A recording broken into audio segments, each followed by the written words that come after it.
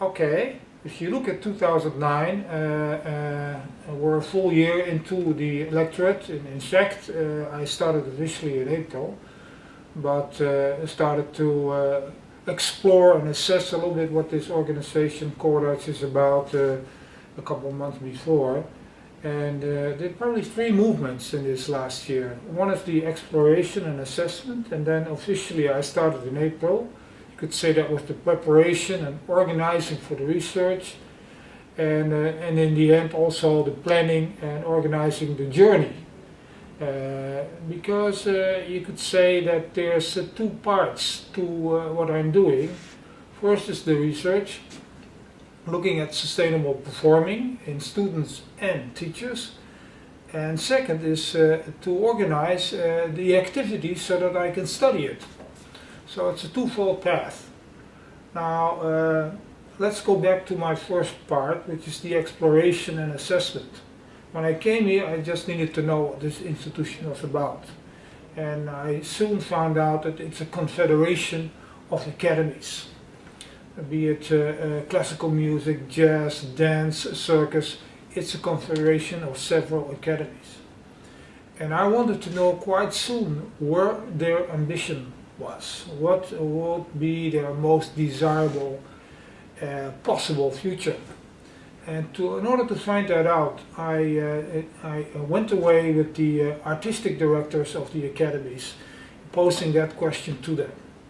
And when we came out of our sessions, we had a clear picture of what that could be, which was also embraced by Codarts and the board of directors. And that vision was that Codarts would be in the future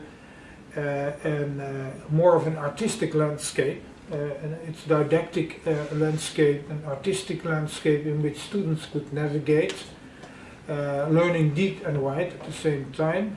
Opening up to the expectation of students that they wouldn't be stuck into narrow pipelines, but they could actually learn across the board. The second in that vision was that they thought that a electrifying stage would be a centerpiece to the education here. The actual performing, for the performing, would be a center to everything. And third of all, they began to describe, which is still in the process, that it's about total performance, which is not only the technical performance, but everything that includes performance.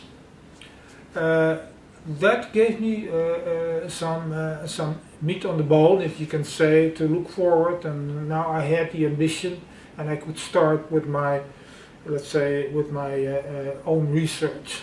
Meanwhile, in the exploration and assessment, I got linked into a couple of activities, coaching some master students already on their performance, involved in a small project called Essential Performance, linked into a program that is very next to kin of Codarts called Roots and Routes, which is a program which helps community coaches to further the development of young people in the arts, in music and dance, and in the media arts.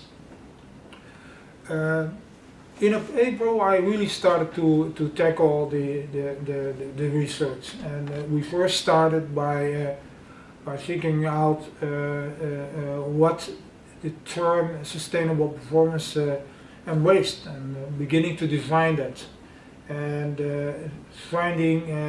figuring out who would be involved in the research. Would it be a traditional knowledge circle of some experts around and in the organization, or did I want a larger group of people to participate in this?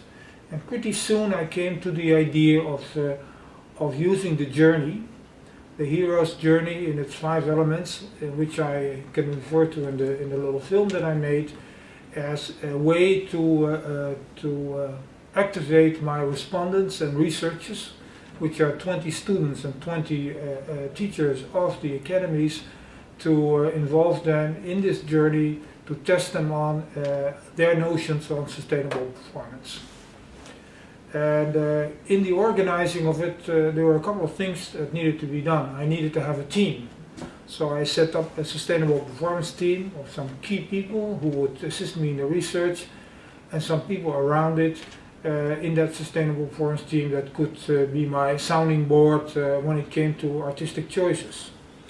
Further, I needed to select my knowledge circle of students and teachers, and began to interview people and enroll people to become part of that knowledge circle.